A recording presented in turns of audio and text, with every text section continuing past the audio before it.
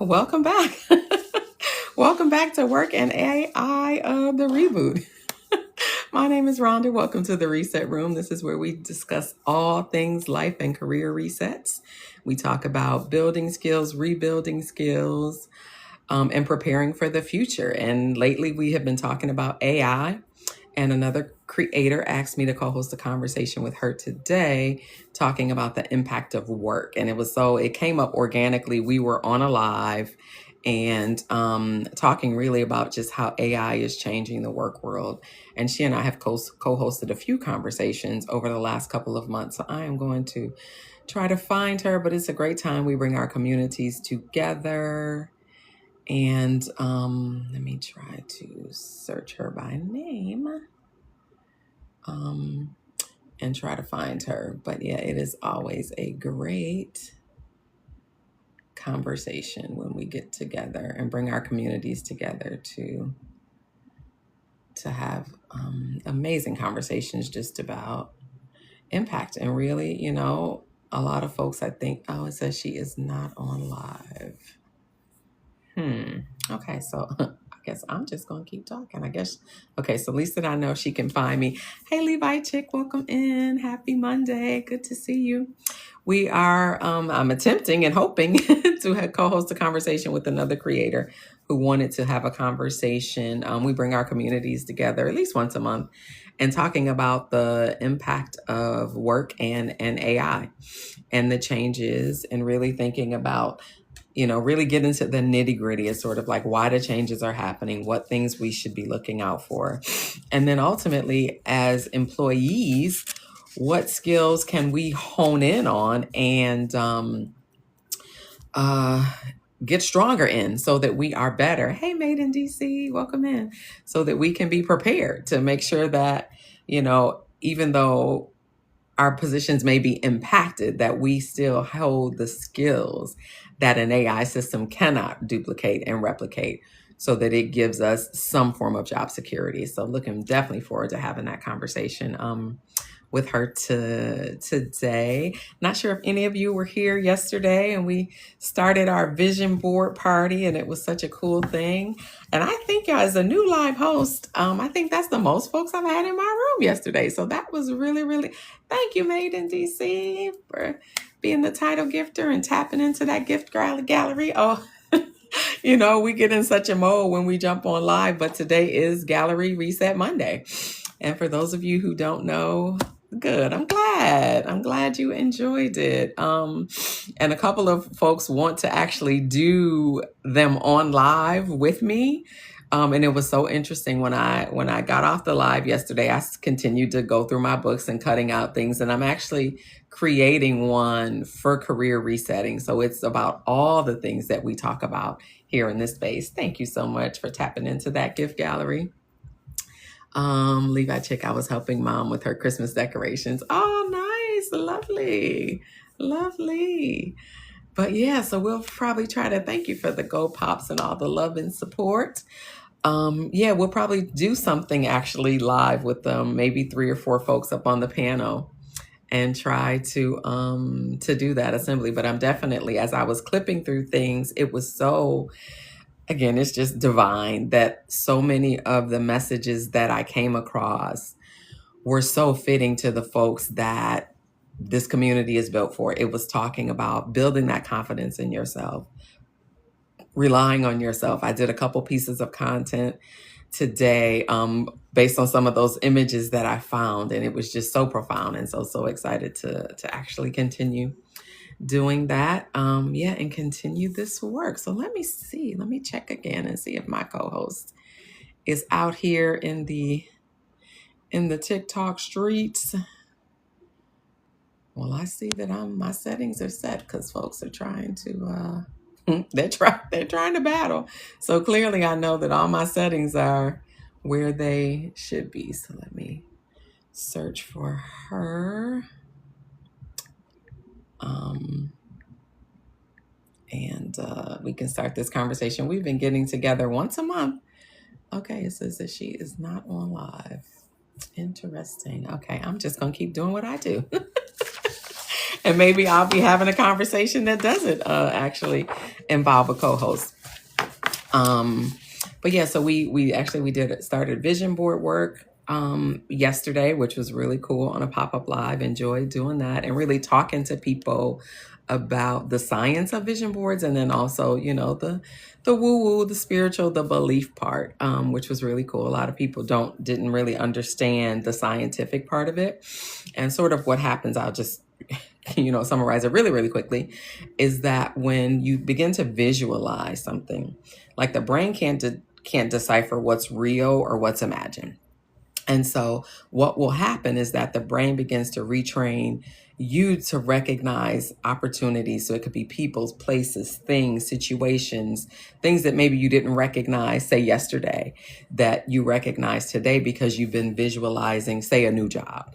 And so maybe you get an email today that, or, maybe you've been on a mailing list and you've been on this mailing list for a long time and you didn't recognize, nothing stood out. And then something jumps out at you on this one particular day, or you respond to an email, or you send someone a note, or someone sends you a message. And so the brain retrains itself to really, really rehearsing sort of the inevitable, like what's coming your way. So that's sort of the scientific part, which is why if I'm a nerd, so I research a lot, but it talks so much about how visualization is more powerful even than meditation. Meditations and affirmations. Like meditations, they're there to meditate, they're to calm us down. Affirmations are, speaking all of the helpful and positive words to ourselves, but visualizing is really what moves that needle. So that was super exciting. Hey, Emmanuel, welcome in. But I'm just going to get started. And, if my co-host joins and pops in, we'll continue. Thank you so much for the heart, me. If not, so like I said, we've been talking about AI in this room a little bit, but not really to the depth that we were going to go into the conversation today, and also to the point where a series I'm going to start in my regular lives is training and coaching on how to build the skills that AI cannot replicate. And so this isn't about scaring, it's about really just being prepared so that you have maximized, learn those skills if you don't have them already. If you already use some of them, getting better with them, getting them stronger, implementing, using them more, so that we're as not just prepared, but even protected. Hey, Q, Carter, welcome in. That we're protected too, as much as we can be.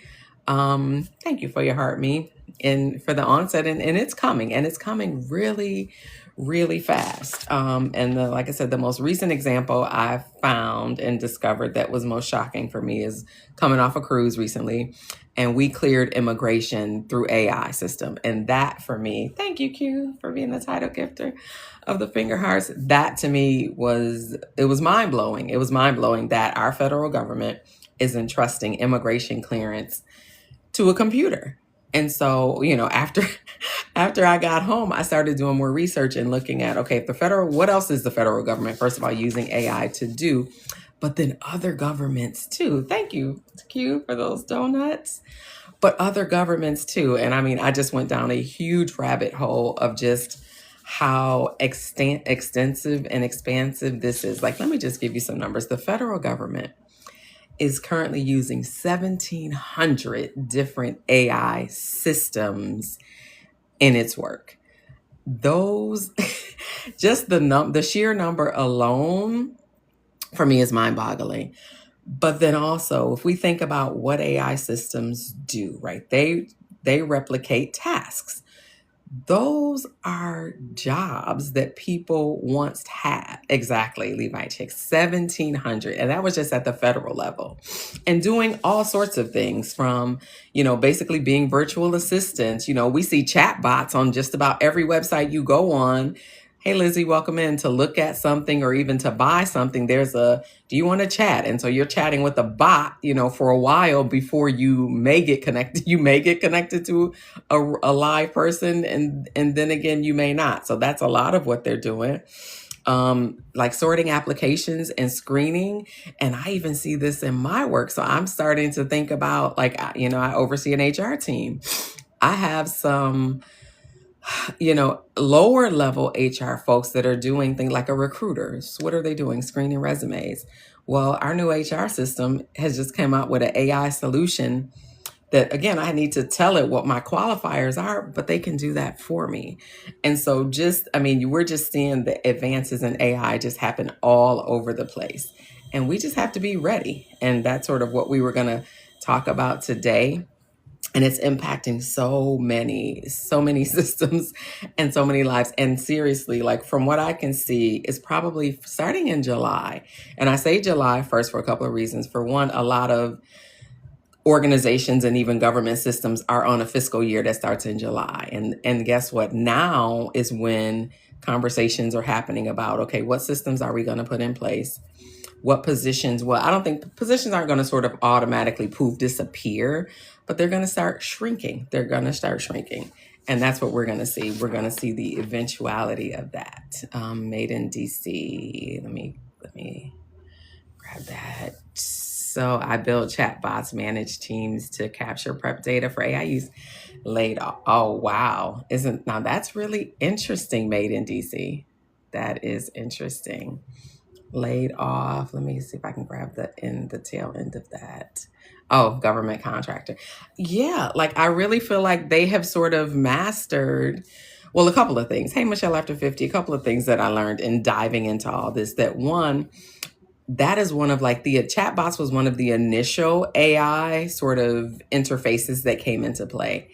I think it's pretty much mastered, right? And so they're looking at more advances than that, like screening resumes, just sort of all the other things. They're doing facial recognition to come into the country. Like to me, that is so huge. Like that is such a important task that's now being entrusted to a computer. But at the same time, if you think about even a chat GPT, when you use it, like your information isn't totally protected. So if this IN immigration system cleared my face, right, where else is that information being pushed out to? Like what other systems? And so this is really how you see the more advances of the technology just spreading. So like, obviously, I sailed with Celebrity Cruise, so clearly there's an interface between Celebrity Cruise and INS, right? And which would say all the other cruise lines too. Yeah, governor said a hacker's dream. But seriously though, but I think part of it too, like the security is so fierce. Like they were just talking about just like the amount of technology and water and electricity that is needed to run an AI system. Yeah, but you're right. Like all of our information is really like gonna be intertwined, but these are jobs. Like I remember anytime you saw customs, there was at least 5 or 6 agents there. There were 0. There were 4 computers. And I was like, what is this? So again, going down that rabbit hole, it's being used for so many things. And actually, just as I learned this too, that Google actually has, it's a Gemini that's built just for government. So then I started digging into, okay, well, if the federal government is doing this, right? Are state governments doing this too? Absolutely. And so we're going to begin to see just more and more public service. First of all, you're talking about a government entity, like if you think about your state governments or even local city level, like there's not a lot of money anyway. They can implement some technology to do jobs that people used to do. Like I said, my poor recruiter, in 6 months, that job will probably be a part-time job because I won't necessarily need her to screen. She may still need to do an interview because that's a human interaction. And so AI can't replace everything, but that job is going to shrink. And that's what we're seeing more and more of. Like some positions are totally being eliminated, which I think we see that everywhere you go. You see, like I said, we're checking out ourselves in stores, in the airport. I put my own ID into the computer. I printed out my own baggage tags. I put my tags on my bag and walked them over to the weigh station. So we're seeing it more and more, in BJ's and Sam's, these computers, when these robots were running around at first around the stores, I had no idea what they were doing. They're taking inventory. Like that used to be someone with a clipboard and numbers running around taking inventory. What is that? Right to position you. No, so fractional positions is sort of where the world of work is going. So governance had asked a question. We had talked maybe a week or two ago. I had mentioned the term fractional position. So I see it now. I see it a lot with like leadership roles, fractional CEO, fractional HR officer. And so think about a fraction, it's a piece of it. So again, with jobs shrinking, companies are really starting to think about how they spend their money and how they spend it wisely. And like if I even think about my role, I do two jobs, right? But in my HR role, like even now, because I'm split between two different functions, I'm doing 50% HR, 50% operating officer. So of the 50%, like fractional is like, what do they really need me to do? It's going to be the strategy work and decision making. If I had to put that into hours, that's probably 20 hours a week of what I do. And so that's where your fractional work comes into play. And I think we're going to be seeing more and more that term fractional as jobs begin to shrink and companies, are only going to want to pay for what they actually need. Michelle, wait a minute. What is that, Michelle? My identity was stolen and a guy is working. A what? He's made almost what, Michelle? He's made almost $1 million. Oh, wow. That is crazy. Like, how does something like that even happen? Is it AI? God, I hope not. Oh, wow. So he's not even in this country. It is scary. Like think about credit, like locking down your credit reports, like locking down anything that you can, because like you said, all of our information is going to be more and more connected. And I haven't even dove into that rabbit hole to really think about like what that is going to be like. Hey, Nikki, welcome in. Like, what is that? I wouldn't mind fractional employment if they paid like contractors. A lot of them are contracted, made in DC. Ironically, I was in a conference a couple of months ago and I was talking with someone else and we were talking about LinkedIn and HR. And a lady walked up to me, overheard us talking and said, would you be interested in contracting fractionally? Oh, absolutely. Because I do it now anyway. If someone calls me and say, hey, we need someone to do X, Y, and Z, I do that now anyway. So part of what we're going to be moving into and training is like how to take our skills and really do that, how to be able to get paid for doing all the things that we do. But definitely made in DC, look at LinkedIn. That's one place where I've seen a lot of fractional positions and a lot of them are contracted for many reasons. For one, they don't have to pay benefits. We know the drill. Like, you're going to charge a higher hourly rate to, account for taxes and all of that. But a lot of them are definitely paying. And think about it, they're not paying benefits if you're contracted. So you can get an hourly rate and get a pretty good rate. So definitely look at LinkedIn for sure and see what you can find there for sure. Because that's the way the world is working. And even today, we were having a budget conversation, not even related necessarily to AI. Oh yeah, I understand. But that's I understand that, made in DC, caring for loved ones. But that's the beauty of consulting and contracting, is that you're on your own schedule, on your own time, which is why I'm looking 2 more years of this 9 to 5, and I'm hoping to be back in the contracting space where you just have that time freedom and can really maximize the dollar, but also maximize your time too.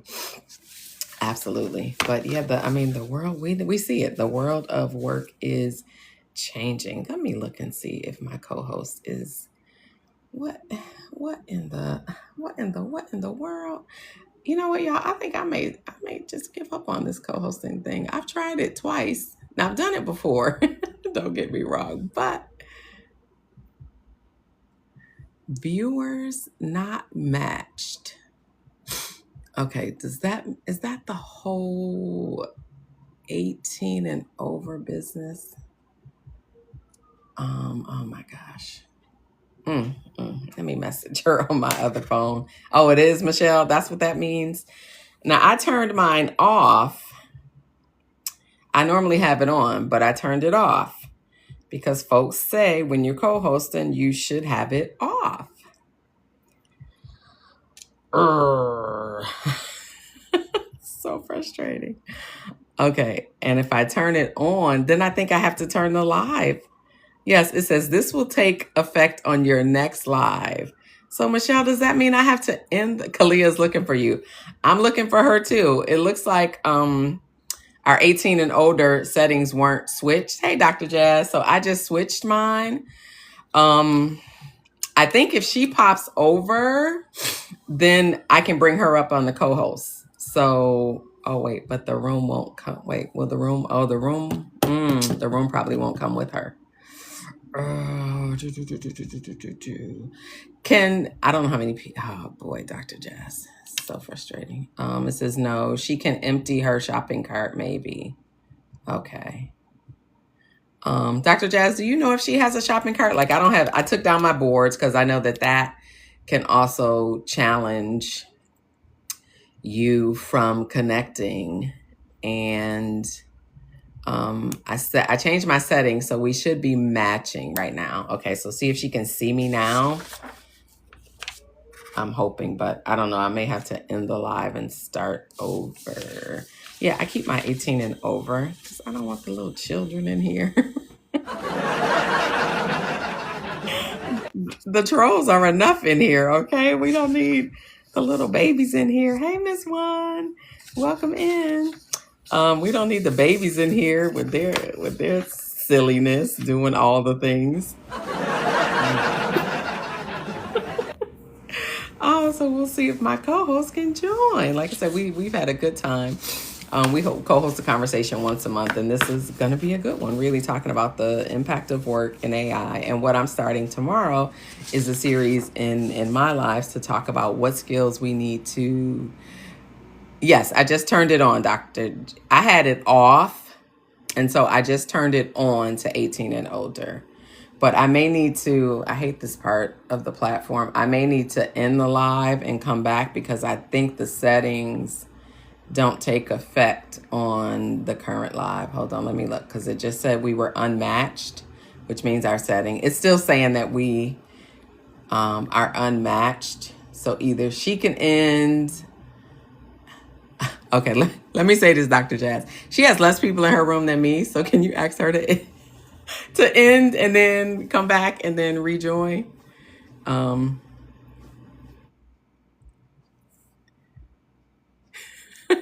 know, made in DC, right? Like, I mean, but listen, I wouldn't know that if TikTok didn't tell me.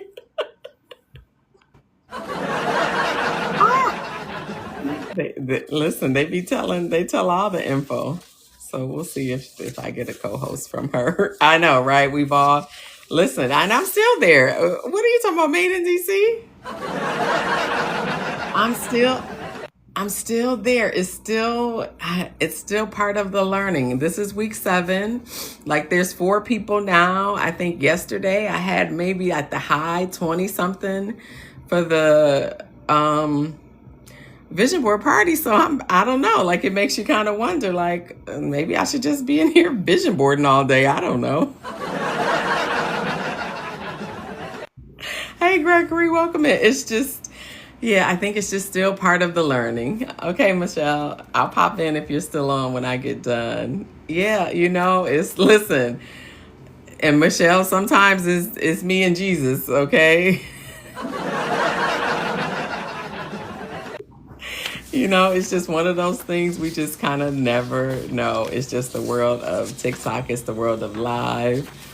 Yeah, so like I'm not this week because I'm working this week, but the next 2 weeks I'm not. So I'm going to play around with schedules. Hi, Inspiration Wink. Thank you for the heart me. I'm going to play around with schedules, maybe think about a couple lunchtime lives, just really trying to figure out when my community, okay, thank you. When my community is on and available, what's the better time? I don't think I've kind of figured that out yet. So, and I don't know if it's just a build it and they will come. I know a lot of people say that. I think it's a little more analytical than that. Thank you, Michelle. So like I said, I'm still just trying to figure it out. It's week 7. It's been good though. I definitely have no complaints. I can say that. I have new people in the room all the time, so I think that's a good thing. There's definitely new people always in the room. Yeah, and so like yesterday was like amazing. I met, gosh, I think that was probably where I got the most friends in Alive, and we were doing a vision board. So I don't know. Maybe folks don't want to talk about the heavy stuff, the Chris. I don't know, y'all. I'm trying to figure it out. But I'm just gonna keep doing what I do. But I'm definitely gonna play with different times. And yeah, maybe doing a couple lunchtime lives, because my analytics did say that my community members also are on. It's really interesting. Are on TikTok between 11 a.m. and 1 p.m. And we all know, like, I know I'm at work, and guess what? They probably are too. But they're on. So I'm definitely going to try a couple of those. Different thing, different guests. You know, governess, I thought about the podcast style, because I think when I was showing, for those of you who were here yesterday, when I showed the vision board, I thought that I would be podcasting, and that was sort of what I was preparing for, to move in that direction. Never thought about TikTok at all, and still can't even really think. I don't even remember like the pieces that sort of led me in the directions that led me even here to do this versus something else. I honestly don't know and can't remember. So who knows? But I am staying the course. And like I said, it's only been 7 weeks. Made in DC, how long have you been going live? Just curious. She is a new friend. She was my battle partner for my grad battle. We're both GQ Live hosts, and they paired us together to for my graduation battle. So that was cool. And we've been hanging and checking out each other's lives ever since, which is cool. So let me see. Miss Kalia. Oof. This co-hosting, why has it gotta be so stressful? Why? Okay, let's see. Okay, I think I can see her now. Woo-hoo. Okay, there we are. Okay, so I sent her an invite. Yeah, I think you were made in DC. Maybe it's, the words, how TT does it. Certain words, it's just like, nope, you're not coming in here. Hey, Burkins, welcome in. You're not coming in here. Yeah, so you were filtered. So I didn't see how long if you said, hey, Starburns, welcome in. Thank you for sharing out the live to America. Actually, let me do that myself. Let me add it to my stories before we start to co-host this conversation. Okay. Did she join? Okay, she didn't join yet. Y'all, listen. I don't have no patience, y'all. None. Hey, 904 Jules, welcome in. Hey, Better Girl, welcome in. I have none, y'all. Khalid. Hey, friends. I know what happened. So can I bring you up this way? I guess so. Co-host with guests. But So do you think? I don't know what happened. I don't know. So I have been hearing and learning, because like if you're in Shoppable and you pin certain things and then you do this and you do that. So they told me to keep the 18 and plus off. Okay. So that you can co-host. So I had mine off when I set the event. I'm not sure. Did you have yours on? It was.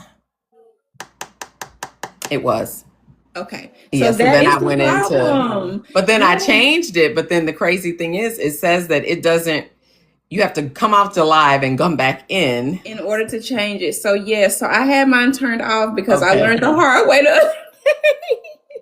So I'm just like, this is so much. It is such a learning curve. But that lets you know anybody could do this. So yeah, exactly. I guess we'll run a show like this. Maybe maybe they'll just see my light on and come and find you. Okay, so the way it is now, though, because you're in my room. Yes. Okay, but now before you came in the room, it showed that we were matched. So I was able to send you an invite. Did you get it? No.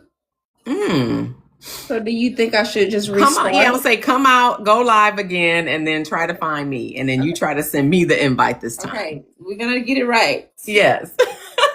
See you soon. Okay, you all are seeing the joys of being a live host in person. It's a learning curve. It is truly a learning curve. Yeah, and I know that I still haven't mastered everything. Like the one thing that I haven't mastered yet is how to add stickers on the screen, because everyone has their gift gallery reset stickers on the screen, and I was like, I want one of those. Haven't figured out how to make that and where to put it. I know we're learning this together, which is cool too. Because when I learned, at least once a week we do like a content creator, each one teach one, where we share what we've learned. And what I had shared earlier, gosh, the weeks are running together. Today's Monday. So I guess it was last week, was about protecting your account, because a lot of people that I know have been hacked over the last 2 weeks. And so I'll just share quickly for those of you that are here that maybe haven't heard this yet. Is to go into your settings and privacy and to turn on your 2-step. Yes. Okay. Yes. That made in DC. I don't know how to do any of that. Yes. But because the girl was like, your magic pencil and your sticker. And I was like, she said, I was like, I don't know what you're talking about. I don't know where that is. Now I'm a master at a board. I probably got 15 boards saved in my profile. Now I can make a board for you.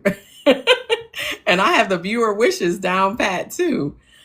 But them haven't mastered the sticker thing and haven't even found it. So we'll get there. Really? Now see, you're gonna make me when I get off here. Because I was in earlier today. I went into the app and I was like, okay, I see boards, but click pencil.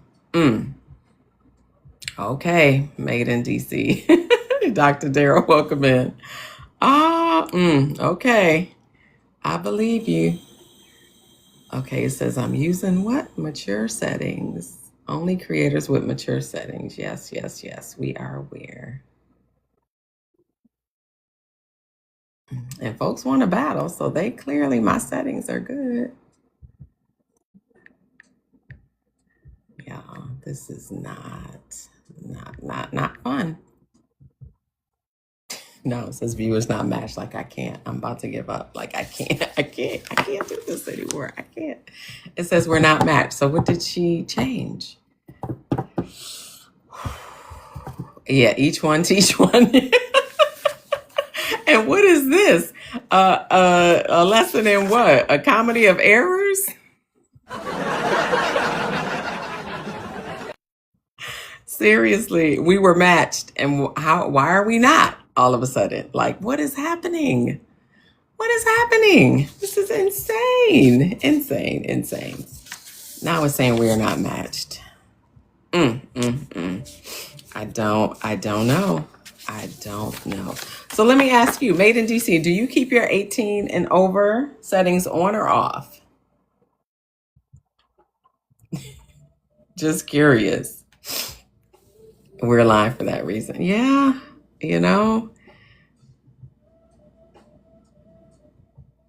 like I keep them on, but I don't know what, I don't know. I don't even have it. I don't even have an answer. But now it's saying we're not matched, so I don't even know what. Oh, right. Yeah, exactly. See, this is what I'm talking about, Made in DC. Right. That's the main reason what you just said. Let me, if I can. This is the main reason why I keep my 18 and older on, right? Because I don't need no babies in my chat with their foolishness. The trolls is enough. I mean, we have enough to worry about with the trolls. Oh, wow. And you appealed it and they didn't accept it. See, yeah. So that's why I keep mine on.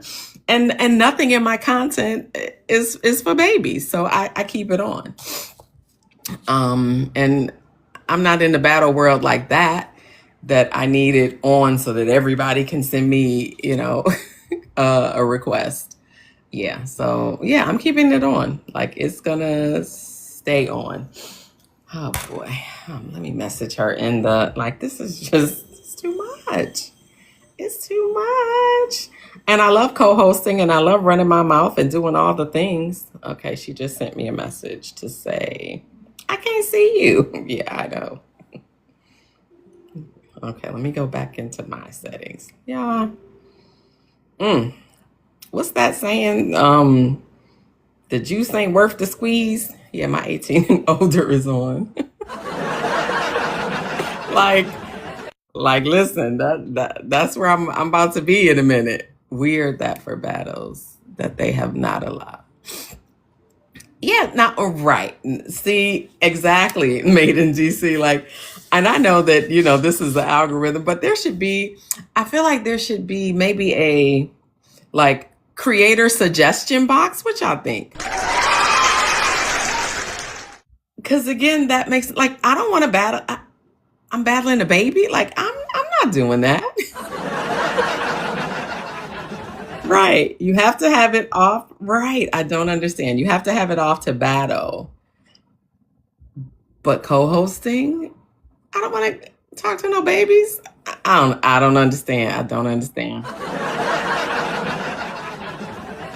But yes, they should have a creator suggestion box for us because we have lots of we're doing this thing all the time and we got all kind of good ideas and suggestions for them and they should be listening to us. Well, I'm just I don't know what I'm gonna do, y'all.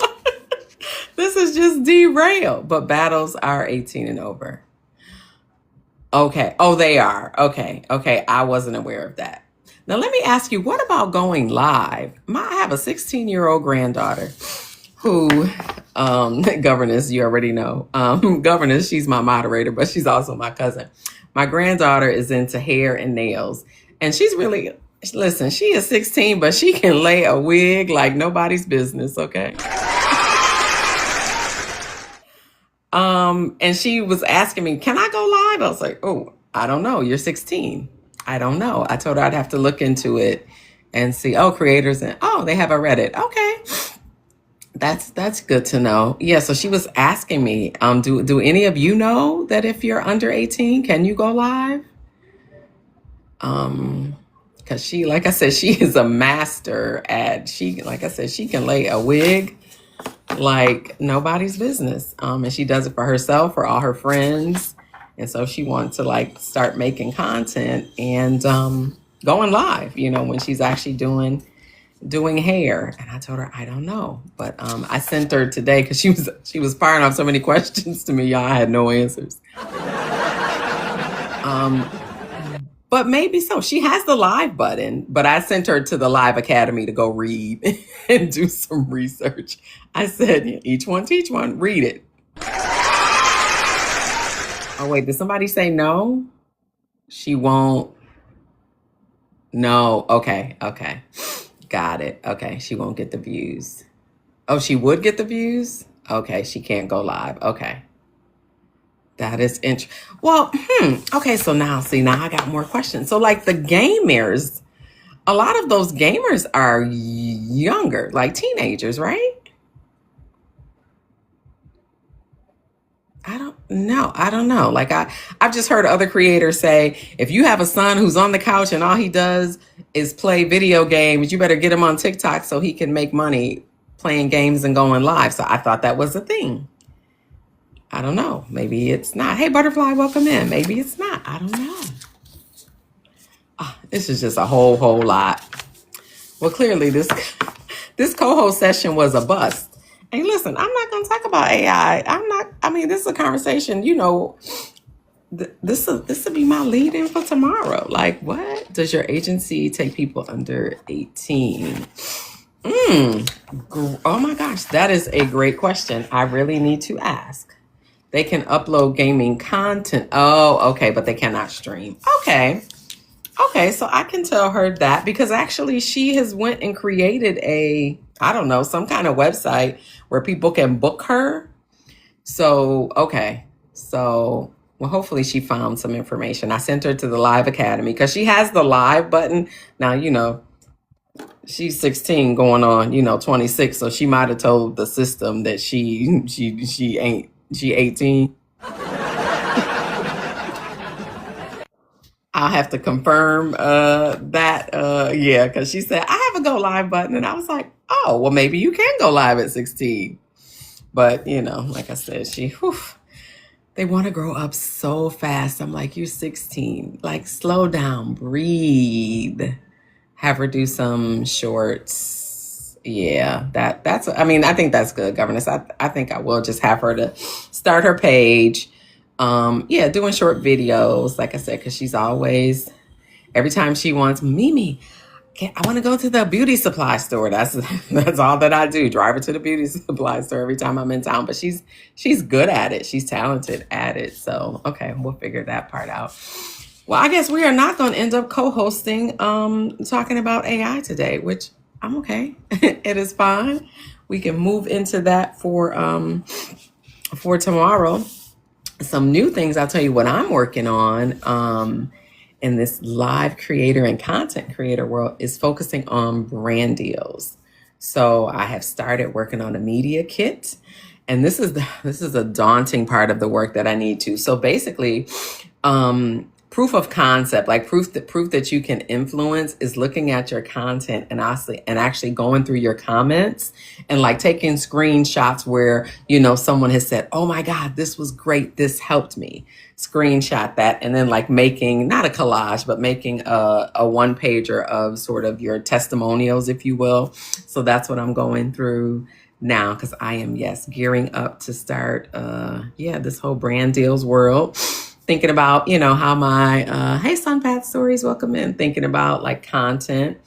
And like I've narrowed down sort of the 4 categories that I want to pursue. Definitely like technology and, applications. Like I work remotely, computers are all over the place. So definitely looking at technology, software solutions, dressing for work. So all the apparel brands and all that good stuff. A lot of my content is a lot of mindset work. So definitely looking at like the apps, like you've got like the Calm, the Headspace, and some of those things. And then overall health and wellness, like a lot of things in my showcase are health and wellness items. So I'm moving in that world. So I'm definitely going to share, as I learn more and go through that. But that's sort of what I've learned so far is that if you're interested in brand deals, you want to really think about your content, think about your niche, and really narrowing it down to 3 or 4 key categories where you can pitch brands.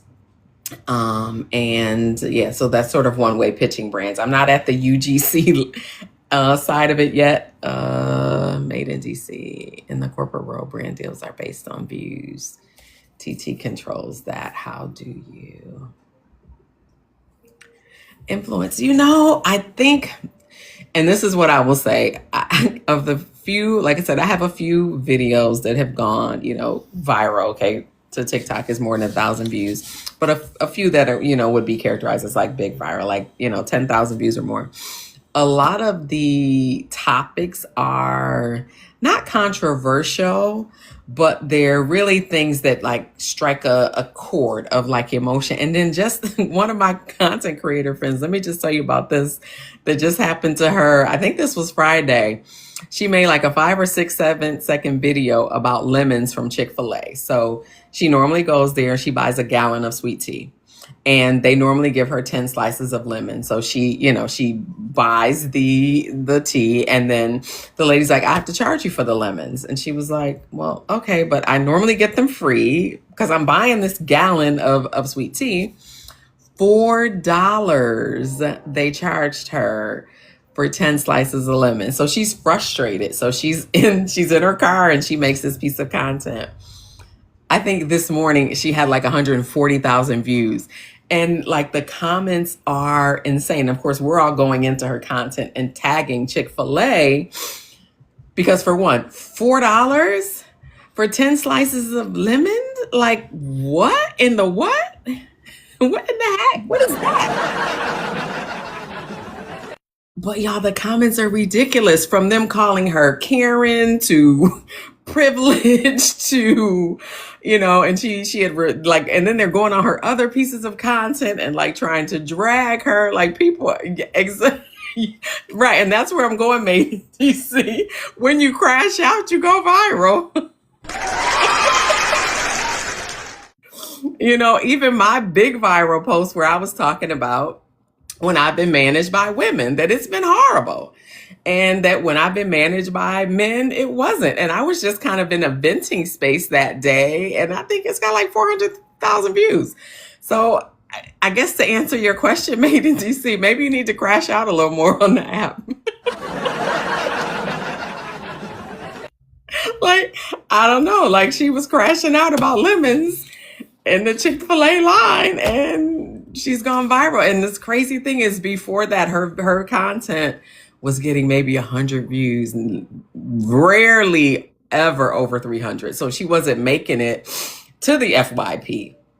But now, thanks to Chick-fil-A and $4 lemons, she's gone viral. But I feel like it's content, I won't say provocative, but that is striking some nerve or a chord.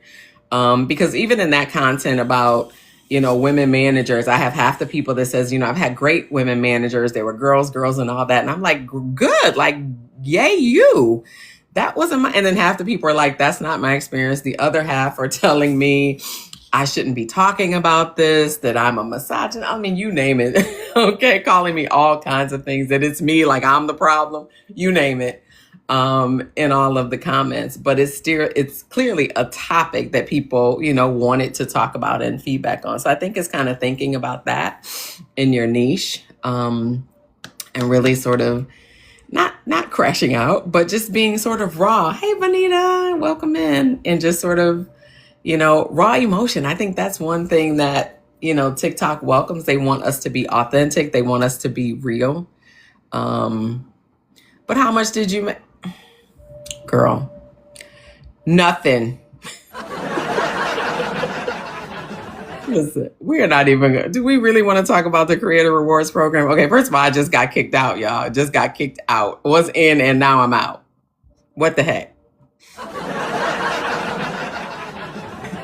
So I've heard it's a glitch. I don't know. So what happened is that video, yes, Made in DC, that video went viral even before I had 10,000 views. So I think I was probably around 6,000 or 7,000 views when that video went viral.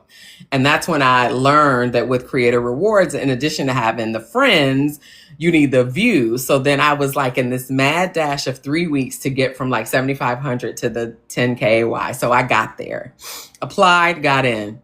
This happened to several people. I don't know what happened to the computer and the AI system on November 26th. Several of us got kicked out in the same message. It basically said something like, we have discovered that you are now disqualified from the Creator Rewards program. And this is the reason. It said, because you have changed some of your qualified views, those contents, to private and view only. And you go to appeal. And I was like, no, I didn't. If you look at my page right now, the top 3 videos are pinned.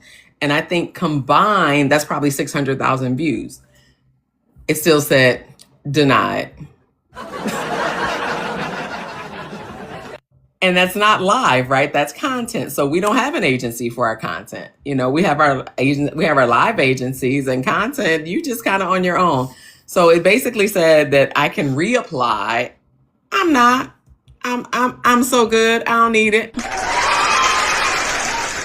Like, for what? Because actually, even I had one video that since I got in, that was actually getting paid on. I think before they kicked me out, it was 38 cents. I'm good. I don't need, I'm okay. So I got paid nothing. So I'm not even going to reapply. I'm focusing on live. I'm focusing on my shoppable, and I'm good. Like, I am not. And then, I saw another creator, a coach that I follow, had give this whole laundry list of, and I didn't realize this, that apparently that something about when you're in the Creator Rewards programs, that like you can't do certain things on your minute long content. First of all, I can't study that long. Like, if I want to get in the camera and just run my mouth and it's 1.30, but maybe like if I put some music on it, then it's automatically out, or you get strikes. And hey, Donna's Bougie, welcome in. I was like, I'm good. I'm good. Yeah. So I'm not even going to reapply, actually. Exactly. You are so right, Bonita. You are so right. I mean, every time that I do a shoppable live and, I find a way to, tie in the products into what I'm teaching on that day. I mean, even just selling a couple things, I do better with my shoppable in my live. So, yeah, and I haven't even started battling yet, but I want to. I think I'm going to start maybe tomorrow, folks, after teaching. I think I want to make Wednesdays my battle day. But yeah, like creators rewards, I'm gonna leave that to those that do it well. Like there's this one guy I follow. He's the rapping chef. Do you all know who I'm talking about? He cooks and then he's rapping at the same time. And I mean, like, it's great. Like, I sit and watch it. So I see why he has the views, but that's his thing. So, like, he can get thousands of views every day. Exactly.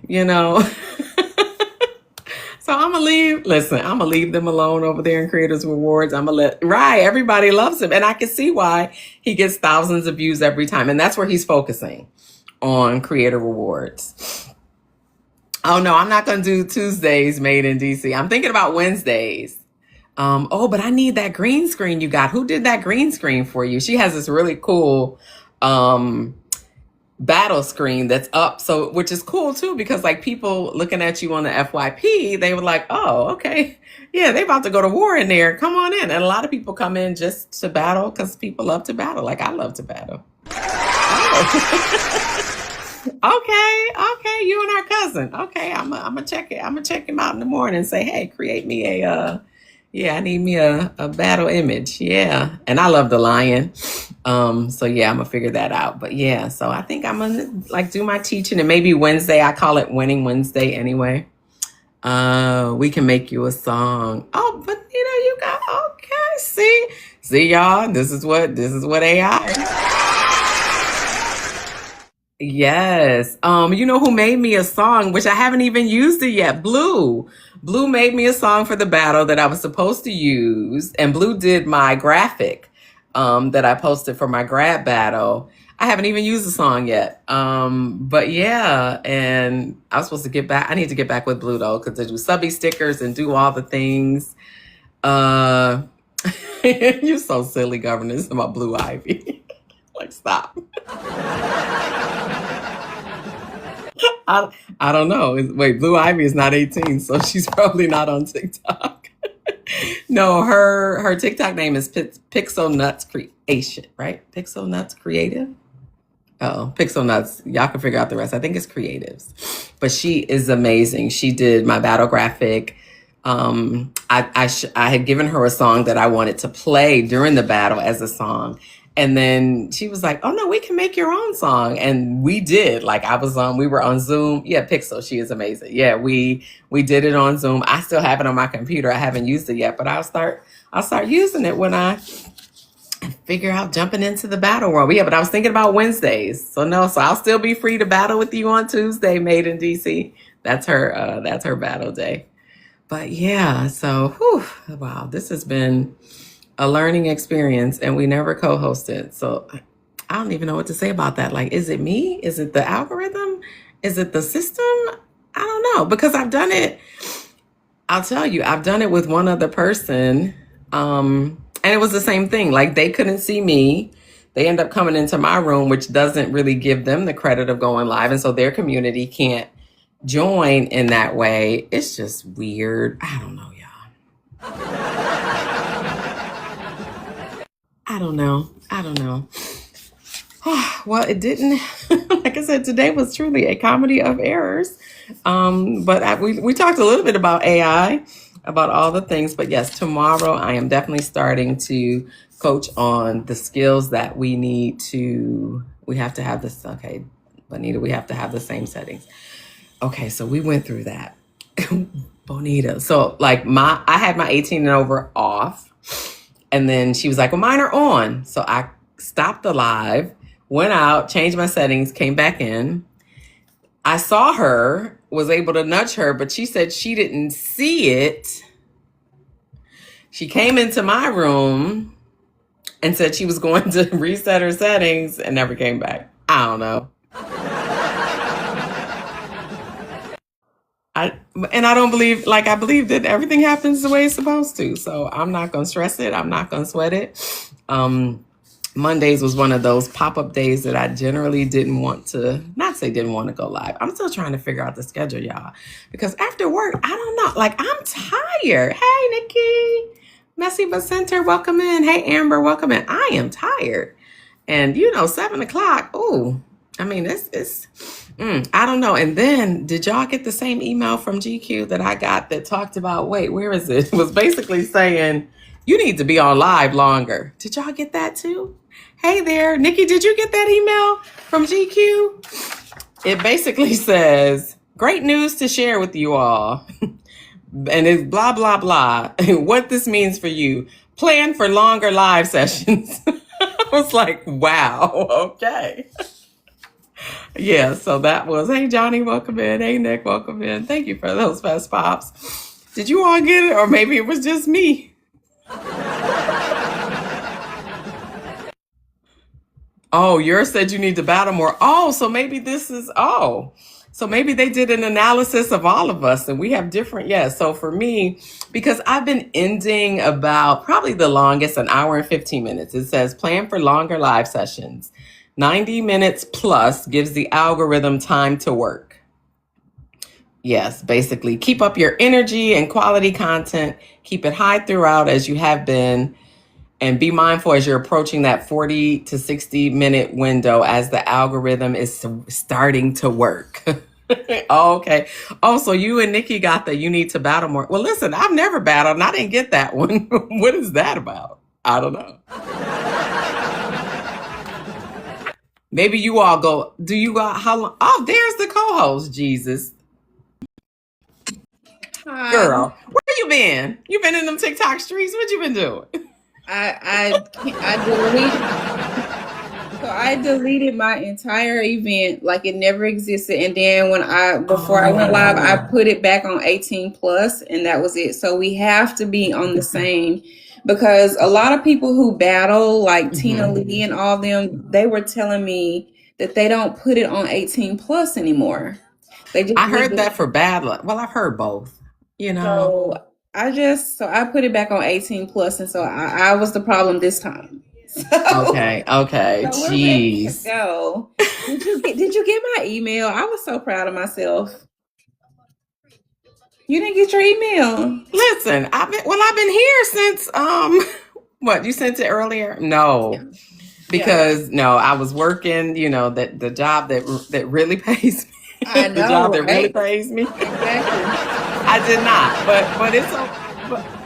But it's okay. I'm a good winger. So I know, anyways, you can always use it for future, but it was like a more condensed run of show, like PDF, but just kind of like minimizing it. It was so cute, but you can use it. You still have community in your room with you? So they are finding me. They're coming back. They're making their way back. Well, like I said, I'm fine. Like I said, we didn't begin talking about it. We started talking about creator. I told them. Teach one, and we were talking about 18 plus. We were talking about how I just got kicked out of Creator Rewards program and all the things. So basically, I did warm up the room. I did some intro. I asked them to tell me how they're feeling on a scale of 1 to 10. Okay. And so Quinn was totally like send help vibe. Okay. He's been working like 6-7 days, so he was just like send help. Dr. Jack, a lot of them came over to check on you. Yeah, and that's whose message I saw. Dr. Jack said, Kalia's looking for you. Like, I'm looking for her too. I told her, I said, I have at least an hour of energy, I believe. Like, we can still go. But I just really wanted to kind of piggyback off of what you were talking about in yesterday's live when you were speaking about fractional employees and the direction that it's going. Hey, there go Miss Vienna. So I just love for you to introduce yourself, because it just makes me smile, because I just think you're so cool. So I will let you introduce yourself, everyone, and hopefully people will start coming in. Sure. I am Rhonda. I call myself on TikTok a career reset coach. And you're like, what is that? I help people change jobs, change careers, level up at work, and get paid. And most recently, we've been doing a lot of talk about AI in terms of just how the work world will change, but then also thinking about, like, if our work world and our jobs are going to shrink, we need to fill up that extra time and also with money. So we've been talking about creating different avenue streams and fractional work, consulting, all the things. So yeah, this was so fitting to yesterday, and Kalia and I, we've co-hosted a few times, so I enjoy hanging out with her and her community, and we've had great conversations every month that we've done this, so it's been awesome. I'm doing this, my mod. If you want to drop, you can whenever you're ready. I can manage. All right. Hey, Rose. What's up, Rose? There's some people coming in. Good. Yeah. So we were going to talk today about just the work impact. Y'all. Thanks for having a heart-to-heart with me. I love y'all. I love when y'all have your heart-to-heart. Yeah. So you here? Okay. I'll just say if you wanted to drop, you can. So if you have sent in your heart me, you've activated your stickers, and I love to keep it kind of engaging in there. So there's a few stickers. I also like to ask, have you had coffee? Did you have a coffee today? Or if you had a tea or a matcha? I'm a matcha girl. Or if you've already had an adult beverage this morning or tonight, I'm not judging. Oh, I got a puzzle. Use your stickers, have fun with them. Let me know what you're sipping on, what you got going on. Some people drink coffee at night, tea, whatever. But yes, we're just here to talk about preparing for impact in the workplace, especially a workplace that may go into like fractional hours. A fractional employee is a term that has been kind of floating around. So Ms. Rhonda definitely has a lot of knowledge about fractional employees. It's a new term for me, but I kind of understand it more as part-time. So one of the primary outcomes and the reason why we'll do the panel is to demystify fractional work versus part-time freelancing and consulting. And then 2, we will equip attendees to negotiate salaries and use pay transparency to their advantage. And then 3, hopefully show how to safely build multiple income streams with complex and, tax bases. And just understanding like how people are monetizing tremendously just on this platform alone. So those are some of the things that we want to like make sure you have some outcomes, be able to take some resources back with you, and just be powerful and have a stronger mindset. And so one of the things that Rhonda said yesterday that really spoke to me was about mindset. Like we have to have our mindsets ready first and foremost, just to be able to walk into a space to ask for increase and things like that. But what do most of y'all feel about becoming a fractional employee? Like what if AI is reducing the tasks that we have to do, or if it's reducing the work week? Would you be okay if your hours were slashed? How do you feel about that? Would you be okay financially if your hours were slashed? I know right now I would not be. I don't think many of us would. Let us know in the chat. Would you be okay right now if your hours on your day job were slashed? Yeah, I don't think many of us would. Yeah. But that's the beauty of having this conversation now. Yeah, the pay does decrease, governess. And so this is something that isn't being talked about sort of at companies yet, but realistically, like I was sharing earlier before you came on, Kali, I was sharing with my group, like I do 2 different roles. So I'm our HR officer and I'm an operating officer. So if I split my job in half, 50% is HR. The work that AI can't do that I do is going to be like the strategic thinking, decision making. Mm-hmm. In a week, maybe let's just say 10 hours of my week. Mm-hmm. Right. So potentially an organization may want to hire me fractionally, because think about a fraction. It's just a piece of it. They want a piece of me for 10 hours a week. Right. And so theoretically, like if my boss said to me, well, I'm going to have some AI can do some of that operation stuff. We only need you for 10 hours. So then your work shrinks. And so we just want to be prepared and start setting up systems for us now in fractional situations and all sorts of different ways to create revenue, because it's coming. It's coming, unfortunately. So you spoke about certain articles and stuff that you have read. Do you have some statistics that you could share with us, or some articles that brought you to this conclusion? Sure. So the first thing that I saw was, going back into probably the fall of 2024. And this is so interesting. So it was a documentary. Oprah was doing one of her specials. It was ABC. It was called AI and the Future of Us. And let me tell you, You cannot find that documentary anymore in its entirety on the internet. So they wiped it. It is gone. You can maybe get some snippets on YT, but the whole documentary in full, it is gone. And the primary reason is because the whole entire interview was about how is it going to impact Americans? How is it going to impact the everyday employee? And that's what they don't want us to hear and know right now, because they don't want panic. Right.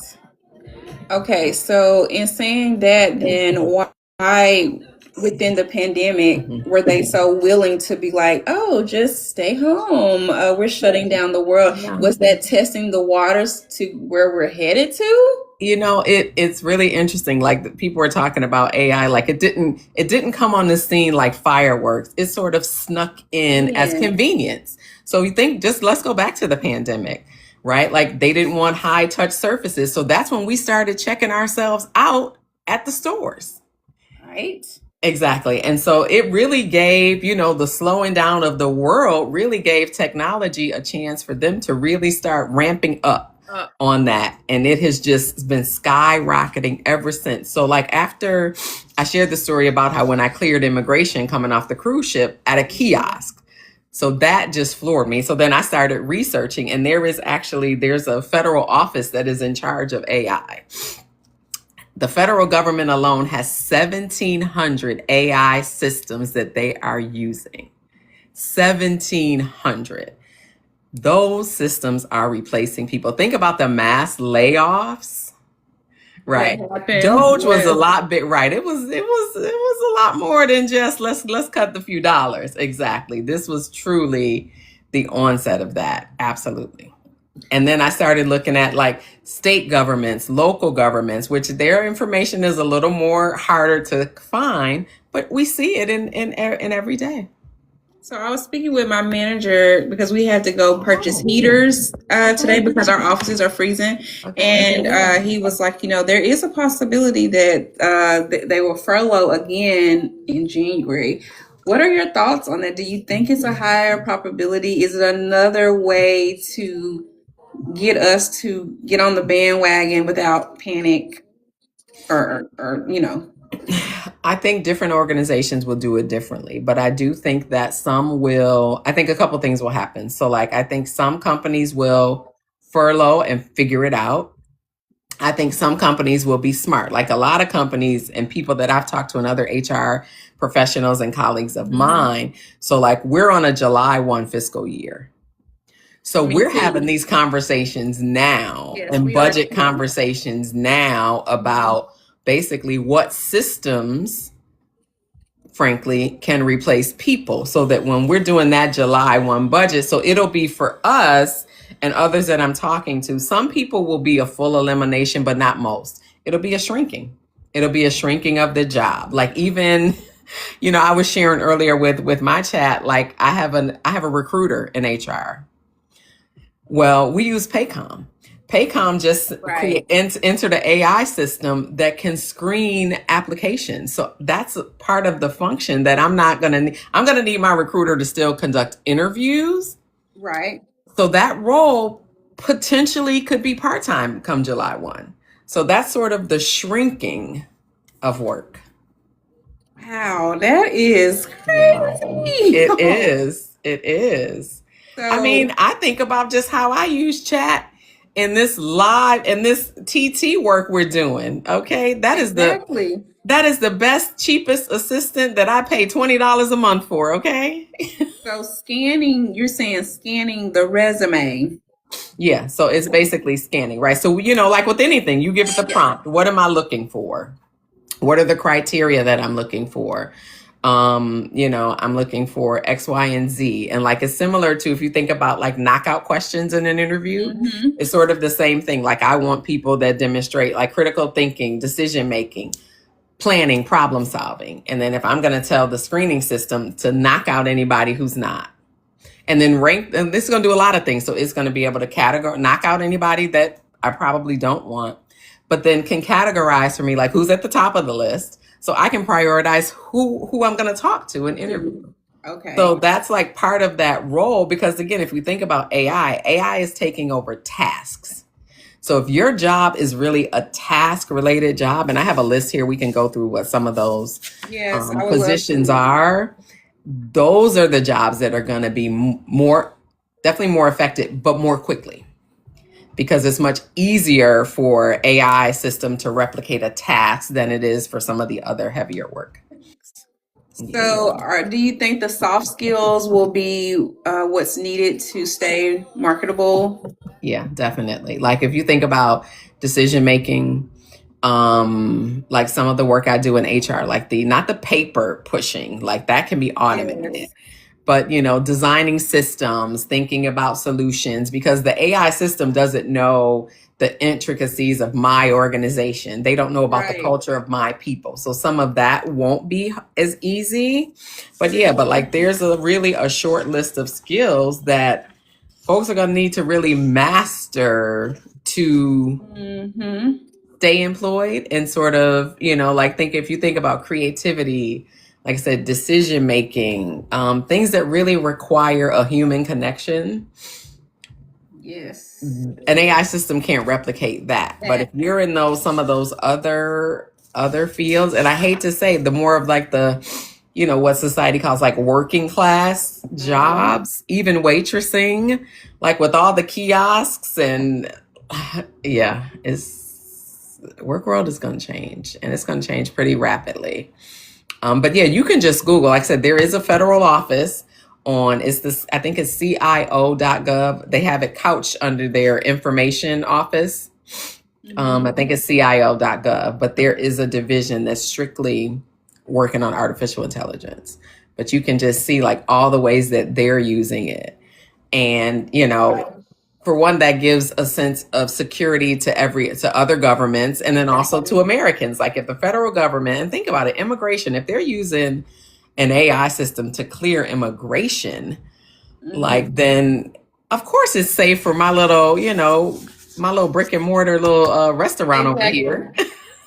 Okay, so piggybacking back to like the travel and the things that you did. So, it was this big push to get the real ID, and people just weren't doing it until there was another scare tactic recently where they were saying, if you don't have it, you won't be able to fly and all that stuff. And so then you have your people who are like, well, I'm not getting it, and then this whole thing. So it was so funny. We had our little kind of potluck staff meeting last Thursday, and we were just all hanging out. And there was this one particular employee that was just like, I'm not getting it. They're just trying to do this. And they just, I have my passport. Why would I then go and get this real ID? So she's just totally against it. And then you got the person that's like, over finance, just like really like taking it all in. And literally the next day an email went out to all employees saying, in order for you to be able to do work travel going forward, you would need to have your real ID. Wow. We are a state agency, so it's kind of like they are pushing all the things to make us do. Because at the airport, like even when I flew to Florida to get on the cruise ship, I put my own real ID into a kiosk. It scanned it. I told the kiosk how many bags. It printed my own luggage tag. I put it on my own bag. Okay. And I walked it over to the person who weighed it. And so you walked into, I'm in New York City, and maybe every, airport isn't as, tech savvy, but like this was at LaGuardia, but like you walk in and it's a room of kiosks. What used to be ticket counters where people were. It's a room of kiosks with like one or two helpers trying to help, who will help you use the kiosk. That's crazy. So I have a few people that have just come in. Do you want to reiterate what we're talking about and let them know what we are discussing tonight, or do you want me to do it? Sure. Either one you can. It's fine. So y'all, welcome in. Y'all know I'm Kalia, and I am your movement motivator in the mornings, and then at night sometimes we just have amazing co-hosts and we talk about things in corporate, things that are going on in the workplace. Sometimes we kick back, but tonight specifically we're talking about preparing for impact in the workplace, because we feel like that we're pushing toward a fractional employee, meaning that your hours could be shrunk. You could have fewer work days and things like that. And would you be okay if your salary was slashed, if your hours were cut back?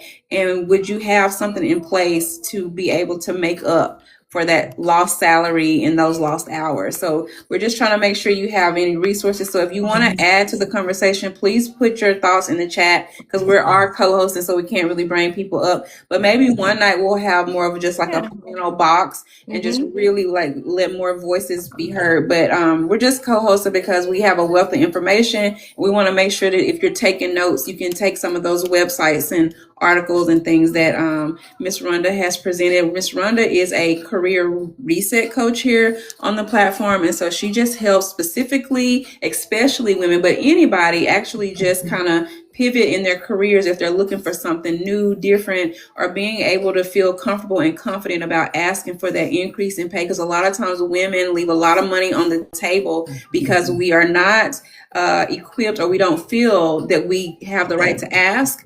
And so she just wants to make sure that we're better and more sharp about doing those things. Because I've asked before and it really blew up. And so I need to talk to her, especially outside of this platform, because it's some things that I need to figure out. But yeah, so that's what the conversation is about. We had some technical difficulties earlier. If you want to go live on this platform, go live. We will help you. Anybody can do it. Absolutely. Mistakes is where you learn. And listen, everybody, I mean, and we should talk about like TikTok truly as one of those additional sources of revenue, because you can really monetize on this platform. And so everyone has a story to tell. Everyone has some knowledge to share, something that you can, whether you're here to teach, inform, educate, entertain, sort of what I've seen people doing everything on this platform, everything, literally. Yeah, so let us know in the chat. So Sequoia said it's like this at many airports. In one. So I guess she's familiar with what's going on with the kiosk and things like that. I'm not sure if I've experienced the Real ID experience just yet, because the last time I flew was in May. I went to the DMV, and I don't think I had to deal with that part of it yet. But I'm more rural. I'm in Arkansas too, and so our major airport is just like a baby, and it gouges us. But we probably are there at this point. But back in May, we were not. Yeah, probably not. Yeah. So, but yeah, like I said, I've flown twice since September, and both times I put my Real ID into this kiosk. Okay. Exactly. And scanned it. Yeah, it is. And like I said, this is LaGuardia, there used to be at least, I flew Delta, at least 8 ticket counters, and which were shrink to 2 people. And these are the people that are just weighing the bags that I've already put my own tag on. So you're already seeing that shrinkage. Thank you for my heart. Exactly.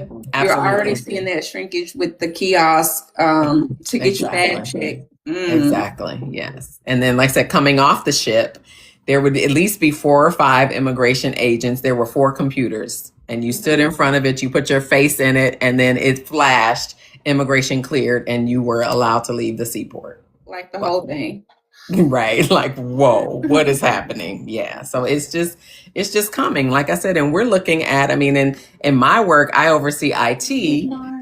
And so that's an initiative that, like, hey, let us know what's out there. Like, a lot of it, we're in a nonprofit, so a lot of our work is human interaction. So many things won't be impacted, but like some of the things, like we do food service, we feed folks. Some of that can potentially be automated.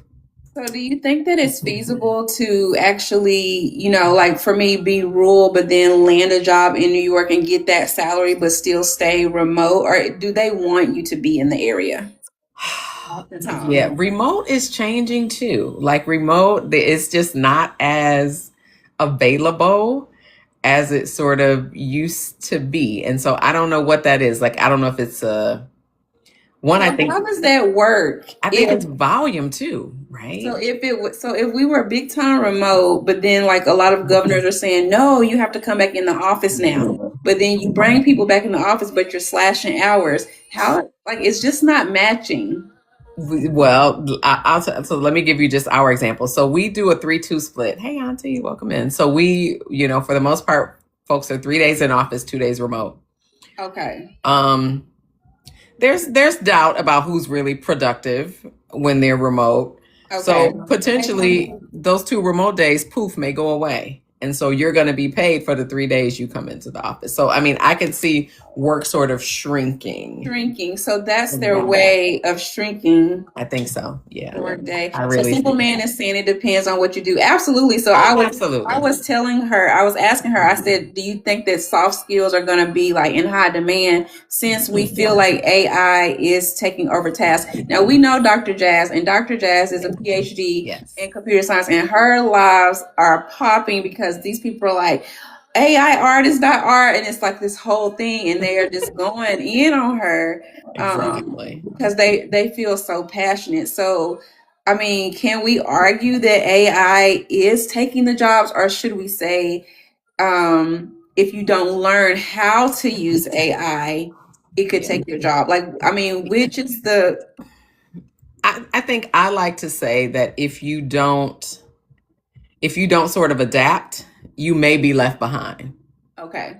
And so you have a choice. And so I think with anything, I feel like you're going to have a group of people that will jump on the bandwagon and really understand, okay, how can this potentially impact the job I do? Because everybody's work is different in what you do and what the impact could be. And if I see shrinkage in my work, then what else can I be doing to either one, increase my skill level in the softer skills, and or creating additional income to supplement for when and if the change comes or the shrink comes. So it definitely depends on sort of what you do and who you do it for.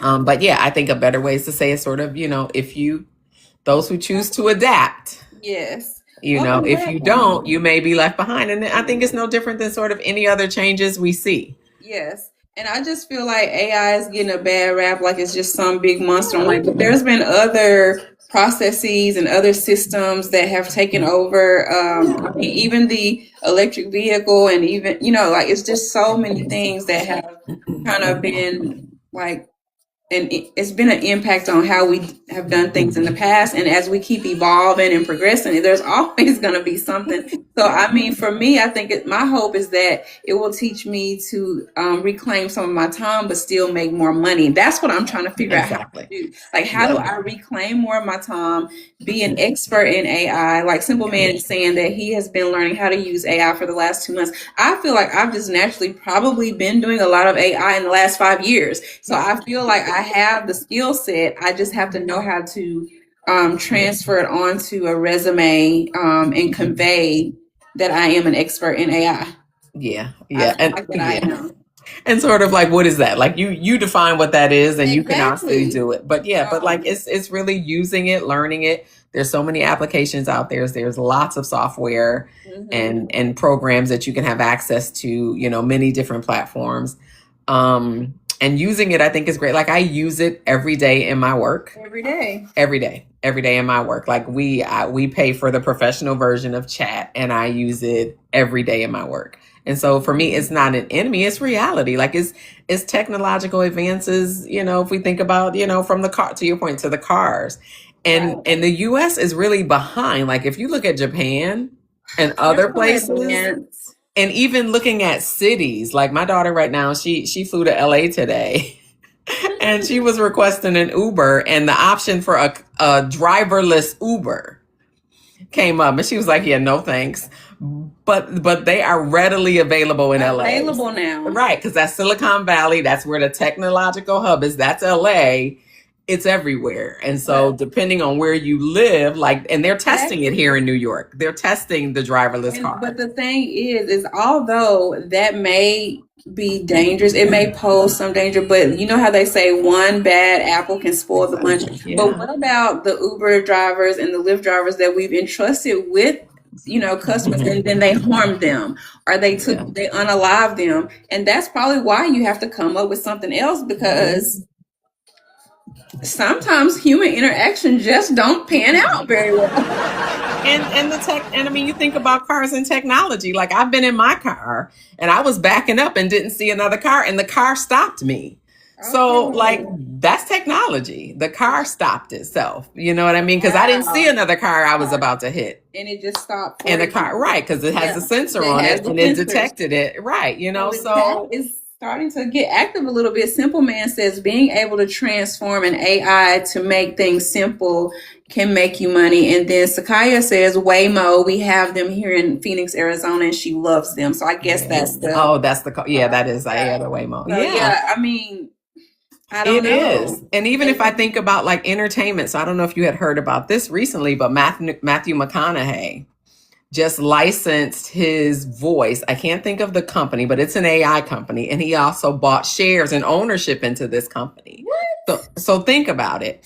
He's licensing his voice. So like, I'm wondering, like, are we going to see movies where is it going to be the AI Matthew McConaughey acting, or is it going to be the real him? That's crazy. And even with songs, like we were talking earlier, like there's a creator on this platform. She made me a AI battle song for my grad battle. And I sent her the song, the real song, like from a real artist that I liked.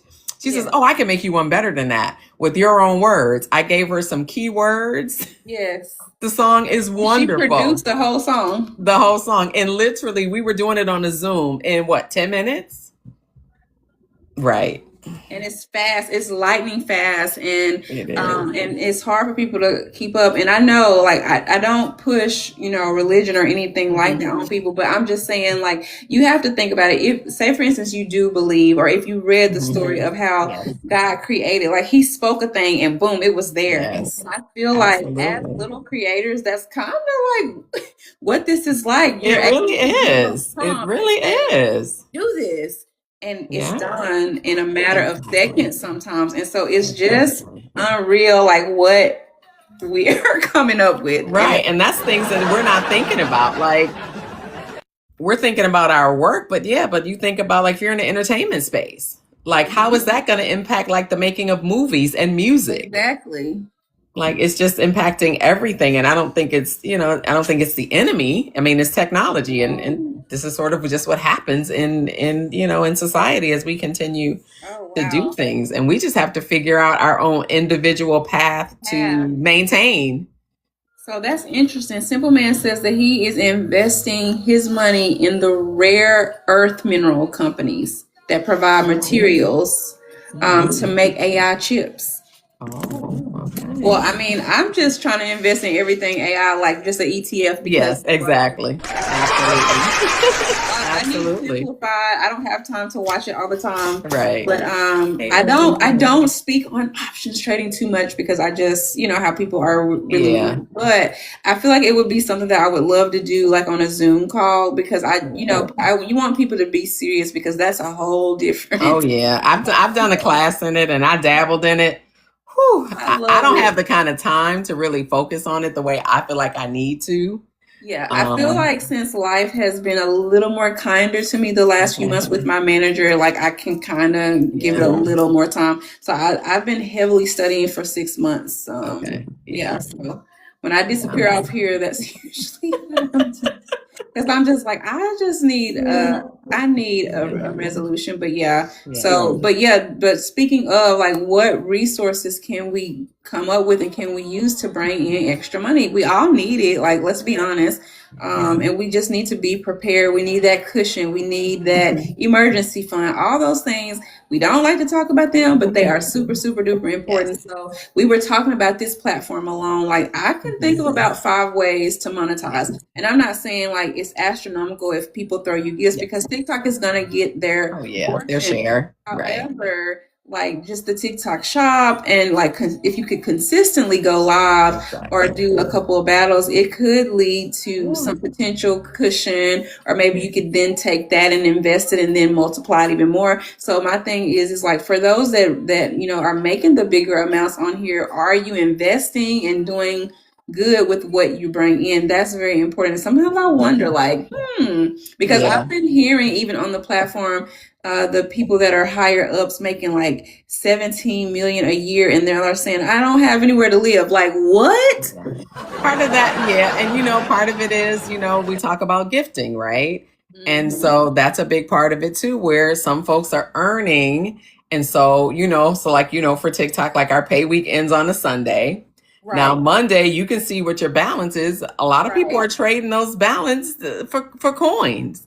Exactly. And so you're gifting, and there's nothing wrong with, of course, giving back and support, but having a formula, like whether it's 60-30, whatever it works for you to sort of give back. But yeah, you've got to you got to still have a deposit every Wednesday if this is what you're doing, And for me, like how I'm looking at TikTok, one, it's a platform, but I'm actually starting to focus on brand deals. So it's money TikTok related, but not money on TikTok, potentially sort of been doing that. So that's like another way to generate revenue stream. Like I talk about Me Stories a lot, and she tells us this one example where Hollister reached out to her, wanted one 60-second piece of content, and they were going to pay her $3,400 for one 60-second video. Right. So I'm like, brand deals is where I'm about to focus. Live is great. And again, that keeps your community going. It keeps it flowing. It keeps you relevant in your content. But then it's how do you then take the community that you've built and then still continue to generate additional revenue? Hey, Keisha, welcome in. Simple Man says you have to be able to earn passive income from your investments. But so also brand deals is also like heavy, like that's just Kalia, like that's just what she wants to do. And I've always known that. Now I have, been super supportive of people that pivoted and shifted into battling, but it is a lot, and it can take a toll.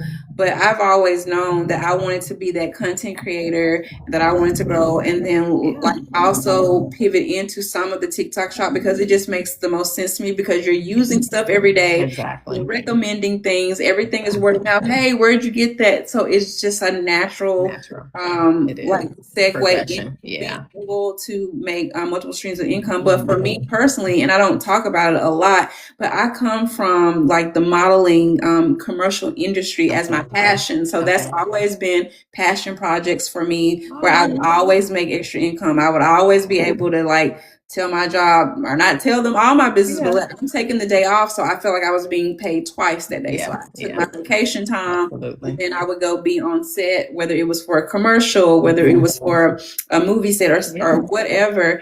And then my agent, he passed away. Unfortunately, he did not let us know. So I feel like a lot of what I'm doing is just kind of in his honor because I'm more freelance now. And I'm actually pushing for myself where I'm actually submitting emails and saying, hey, but I know it's so much of that going on. And I don't want to see myself as an influencer more as an inspiration because I feel like as an influencer, someone can just sit there and just watch you.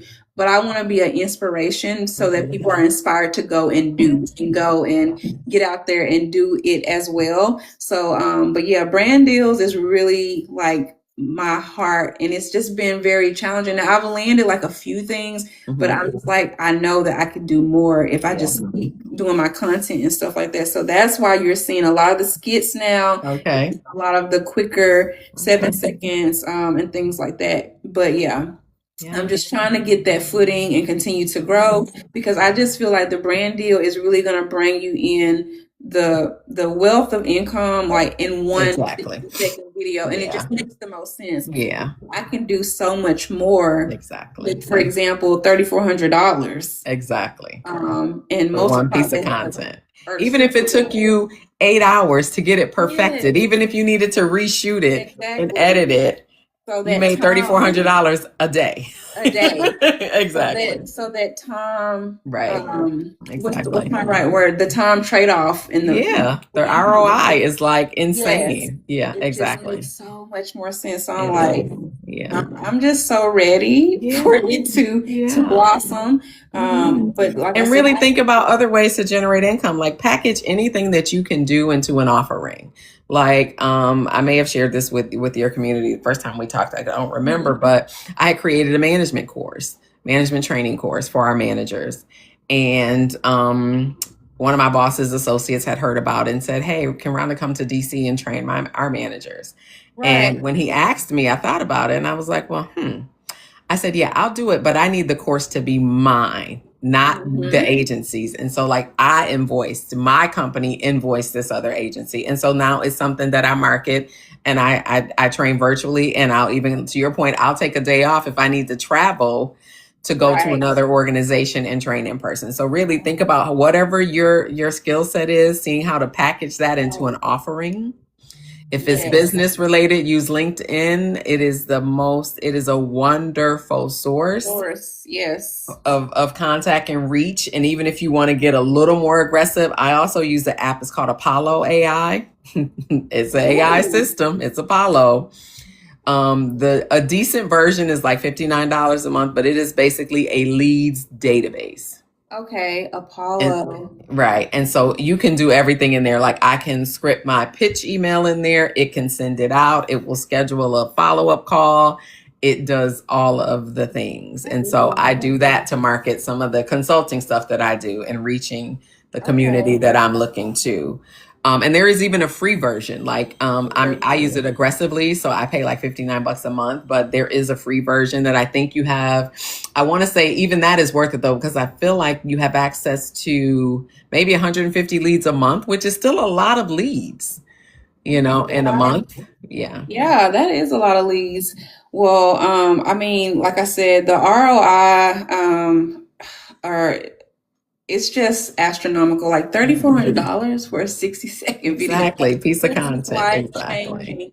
But also like just working with my agent, he was always so amazing, but he just taught me so much. And I did end up getting a thing with Walmart right after his passing, because they're still trying to run an agency and fill his shoes. But like there were things that they were missing that he would do for me and would never miss that they were leaving out. I'm like, so they were like, we need you to get your nails done by tomorrow. And I was like, well, I will also have to be reimbursed for the nails done, because like one, that's a rush, and two, I have to go get them done professionally, and that's really like outside of my budget. Or if you end up having to stay overnight, you need to negotiate your room and board, you need to negotiate your meals, you need to negotiate your mileage. So all of those things you can put into a package. Exactly. Say, this is what it will cost for you to book me. So I know the game. It's just I need universe.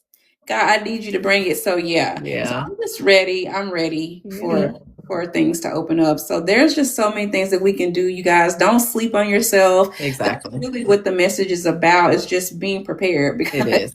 That's it. And it's not to scare us, to prepare, just so that we are all prepared. And again, like if you don't choose to, and again, you might be left behind, or you will be playing catch up to folks that started now, for example, folks that are starting now, like a year from now. So like a lot of the statistics are talking about third and fourth quarter of 26 is when we'll start to see shrinkage, but 2027 will be mass shrinkage. And again, this is just sort of all the statistics that are out there in the workspace that talks about that. So it's like, prepare now while you have some runway and you have some time to try some things.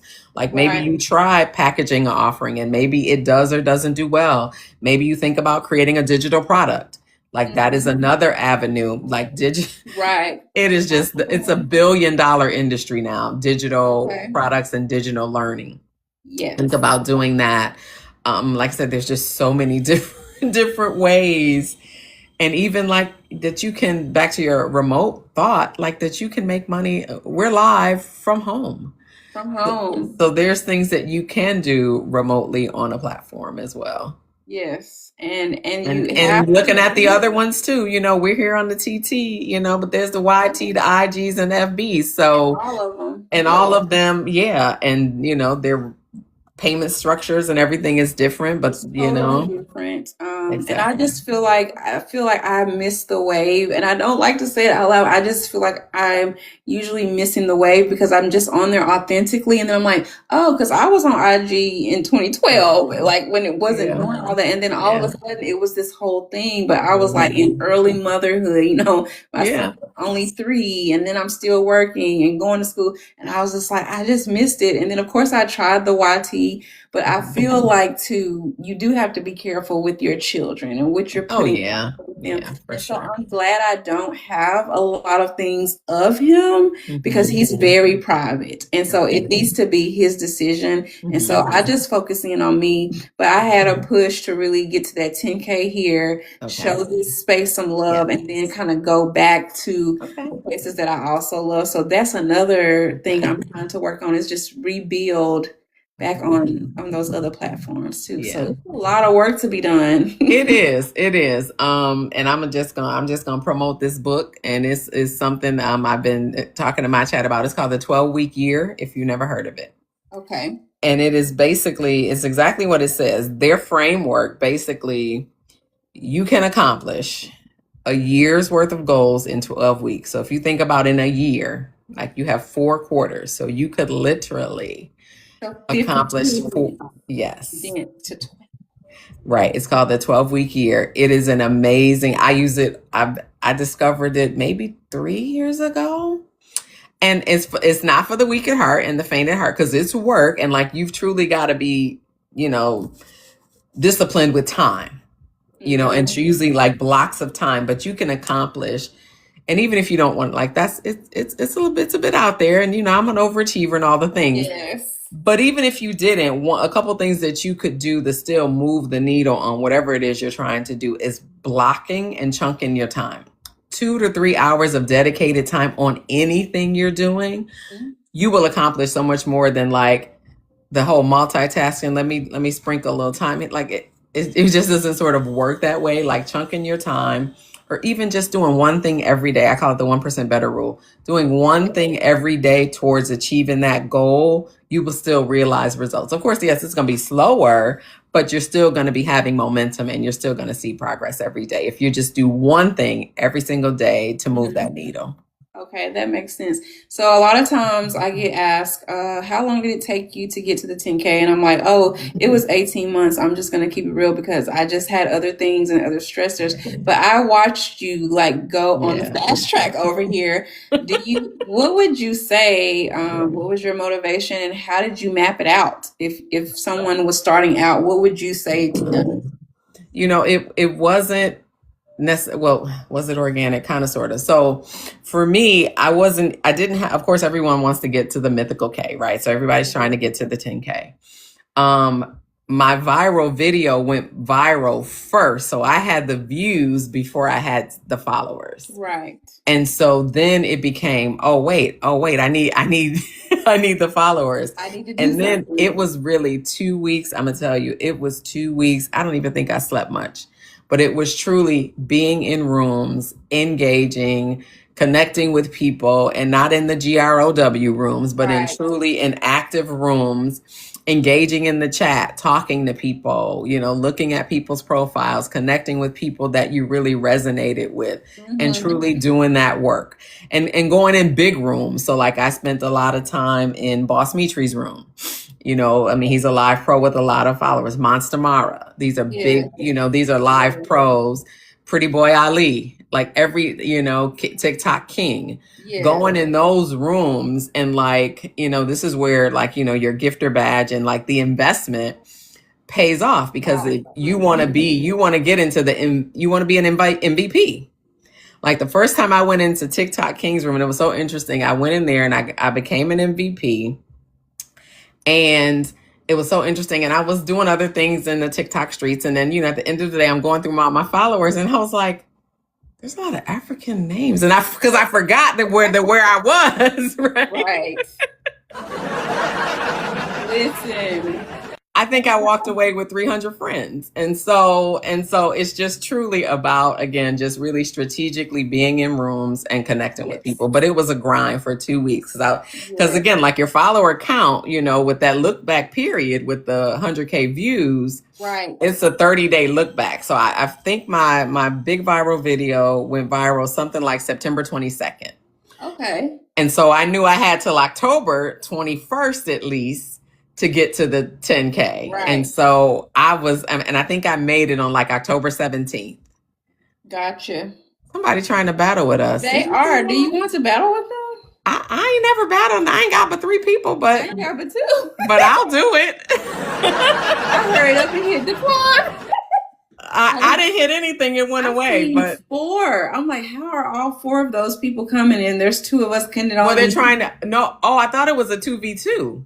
But I saw 4 extra boxes. No, we were on one side and they were on the other. Yeah. I got scared. I didn't decline it. I was just like, oh. So a couple things. For one, our settings are, aligned with other folks because they out here doing what they do. And that's something that I don't battle, but I was just telling my chat earlier that I'm probably going to start on Wednesdays, like after my lesson. Yeah. Whoever wants to stay can, and just to really, for one, to network.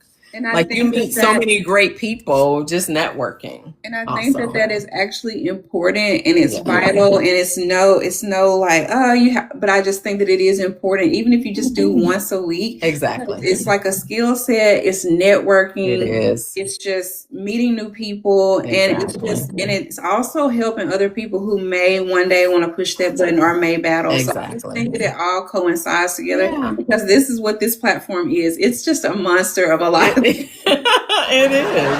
It truly is. It doesn't have to always be bad. It doesn't always have to feel like a chore or a burden, but just make it fun, communicate with your team. And I do try to, like, in a way, I try to say words like, we are Team Leah, this is Leah's Lounge. But at the end of the day, we are Team Leah. So if indeed we have to get in the trenches sometimes. Yeah, exactly. And this, like all the live pros have talked about that. Like, it's about talking to your community about why you want to do it. And again, your battle team may look different than, your folks that are hanging in, like I teach and coach, right? So folks may come in for the lesson and they're like, oh, we're not trying to battle. And it's fine. You can leave because so many people come into people just love to battle on this platform. So you will get people come in your room for my grad battle. After the battle, when I'm going through the list of gifts, most of those people I did not even know. I didn't know them. They came in and they dropped, and so it's like, wow, I was going through sending all my thank yous and I was like, oh my God, I don't know half these people. And people on the platform just like to battle. And then that's how you meet people and build your community. And then you may end up building a battle team. And so once a week, okay, this is your thing. This is what we do. After our lesson, we're going to, 30 minutes, we're going to, run a couple battles and call it a night. So I think that it's worth doing that. And I think that's good. Wow. And to truly monetize, because like you said, the lives, it can be up and down, it can be up and down, you just, it's up and down. So, hey, PYT, welcome back. Well, y'all, we are just on the home stretch. We're just wrapping it up. Any final comments? Let us know in the chat. We appreciate you guys for coming in and being with us and hanging on. Technical difficulties, but we got it now. This is a lesson learned. Exactly, we got it. And I'm not changing no settings. I'm leaving everything like it is. It's too much. And then Tina Lee or somebody will be like, do you have 18 plus on? I'm like, yes. I know. Everybody in my chat too. Your set has got a mattress. I'm like, I know. It's fine. We worked it out and here we are. But I felt like it wasn't as severe even 2 weeks ago. I just don't remember it being like that because I've been co-hosting ever, and it just seemed like it just synced, but who knows? Same. I feel like TT said that right, and so that's what I said too. Is the algorithm just being petty today or what? Like, what's happening? Like, they don't want this conversation. Because it's needed. Exactly, it is, and it's real. The enemy is trying to. Yes. And we want people to be prepared. Like, I know for me, when I think about just the work that I do, I want people to be prepared, Like, I got King Cuz in here. He throwing boxing gloves. Like, I'll be ready to I'm like, listen, see, we should have accepted. I know, exactly. Y'all, it's been such a long day. It was the return of Monday. It was a long day. Yeah, it was. I hit the ground running. I got up a little late, but I still did my movement. And then the office was just like, because I had actually been remote all last week and I loved it because I was home because the office has been cold. And then he was like, hey, let's go run and grab heaters for our office because it's still cold, a little bit better. So I got one more week to grind and I guess show up in the office, and then I was off for 2 weeks. So I'm looking Okay. forward. Well, that's good. Yeah. Awesome. Same here. Well, no, this was great as usual. As usual, per usual. I just love your spirit and just yours too. taking time with me because I'm learning a great deal and I'm hoping I'm bringing some value as well. Oh, absolutely. Absolutely. Always, for sure. No, it's always a great time. And I think, and too, like your chat is like just the interaction and the questions and yeah, it keeps it going. It's wonderful. Thank you from my heart to heart. I appreciate you. Hey, Jamie. So yeah, any final thoughts?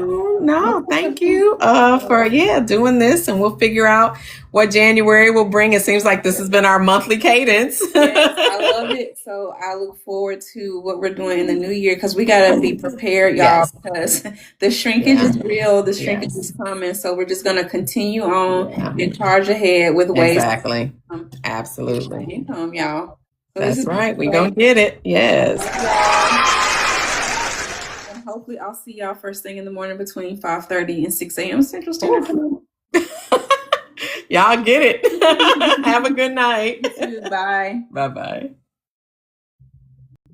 Oh, thank you, chat, for those of you who hung around. Hey, Coffee Caregiving. Oh, hey, Lady Free. That was I know I'm late for class, y'all. I'm late for me. But yeah, we were co-hosting a conversation talking about AI and just the impact of the work of world. But I'm actually going to pick back up that conversation tomorrow in my live, so you won't miss anything. I am good, Lady Free. It's been a long Monday. You know, I did the 9 to 5 thing today, and I've been on here since 7. And you know, I got to go to Misha's class and learn and do all the things. But it's okay. It's been an awesome, wonderful day. But like I said, tomorrow we're gonna focus into on our Take Action Tuesday. We're gonna start talking about getting prepared in case we see, job shrinkage in our work, so that we're prepared to create some revenue. Yes, create some additional revenue streams so we can be prepared and not caught out there. So so thank you all, everyone who hung around. Thank you, Governess, my moderator, for always hanging around and doing all the things. But we will be back here tomorrow at 7 p.m. And I will see you all on the TikTok streets. Have a good night.